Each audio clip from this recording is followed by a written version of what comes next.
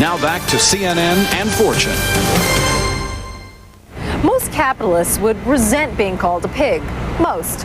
We found a 22-year-old who has turned it into his trademark. He dispenses financial advice on the radio and has thousands of fans. Yet he's only taken one class in economics. If you're thinking in a pig's eye, just remember, it's a capitalist pig's eye. Our Joey Chen went to meet him. $150,000 every year. There's another way of working this. Join in with us and have a ball.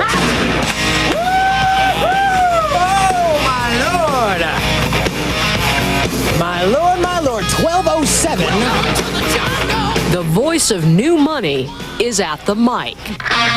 Where is your money? The message is loud and clear. Mine is in the financial markets. Yours should be too. I get worried. He's Jonathan Hoenig, a Northwestern University senior who parlayed his college radio show into a weekly gig on a Chicago powerhouse, AM 1000. An edgy look at finance he calls Capitalist pig. Why is it the capitalist pig? A capitalist pig is, it's kind of obviously a tongue-in-cheek reference to thinking about money. It's also a bit of a philosophy. To be a capitalist pig is not to be satisfied. It's to want more. It's to want more information. It's to want more money. It's to want to learn more. It's to be a pig in every sense. Every sense. And every Saturday afternoon, his 2-hour show reaches listeners in 18 states, jarring the airwaves with a mix of heavy metal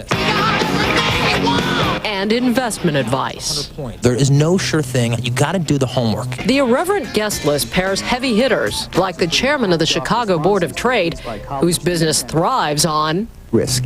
with Benny the dreadlock pizza guy, an entrepreneur since age 18, taking the risk himself so his business can Survive.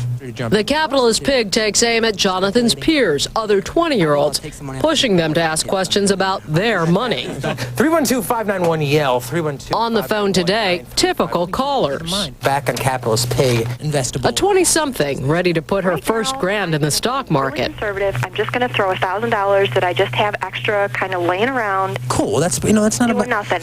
To start slow is not a bad thing. It doesn't mean you're a wussy by any means. And a 35-year-old with an $80,000 windfall to invest. Definitely, I think you need some equity exposure, but I think take it easy and perhaps start getting into those mutual funds. The message is simple. When it comes to money, Gen X has no time to lose. Corporate pensions are gone. Social Security is not going to happen largely, and certainly job security is gone as well.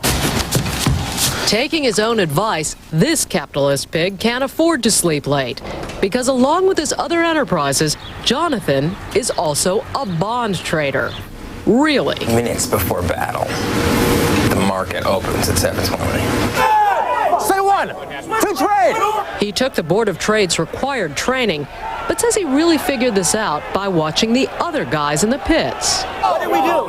Nothing. At Jonathan's pit, they trade bond futures in $15 increments. Not big money, but he absorbs all the risk. He works for himself, no big trading firm to back him. I trade for my own account. I'm not trading anyone else's money. Stop. No one else's money on his hands, and not a lot of time either. Mid-morning, this capitalist pig has to cut out for the ride back to Northwestern and his 11 o'clock class, taking just a moment to savor victory. How did you do today?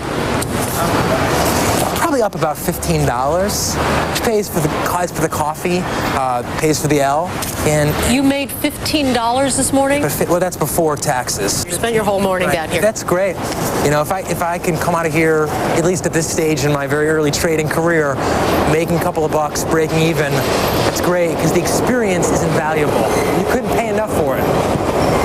Oh yeah, experience. But don't forget what's really important to the capitalist pig. I want to make a ton, let the world know that I want to make money. Lots of it. His interest in money started early. At 9, his father bought him some shares of Boeing. I remember him introducing me to the stock tables on a very casual level. This is me in my very uncomfortable years. Now I'm only in my moderately uncomfortable years.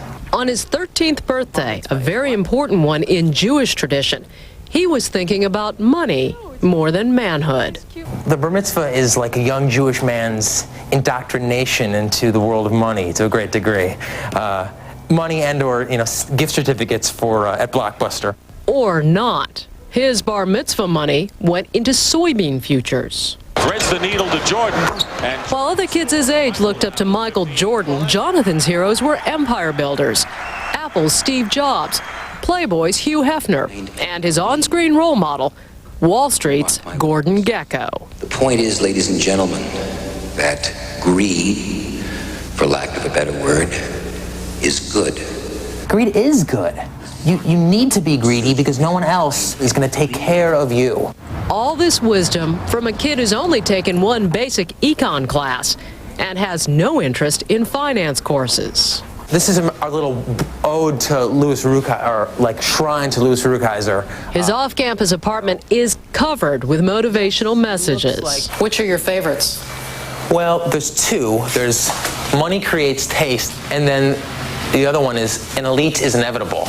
Not so elite at 15 when he started working at a coffee house, but I really started investing hardcore when I was working at Starbucks. didn't take him long to see he could make more money trading its stock than serving its lattes. Take stock of the capitalist pig today.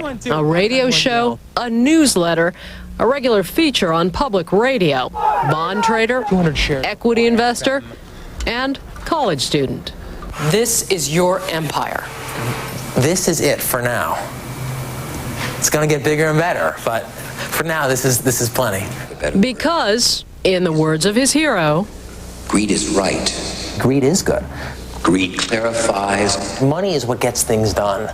Greed works. And I am greedy, and I do want more, and I don't think there's anything really wrong with that.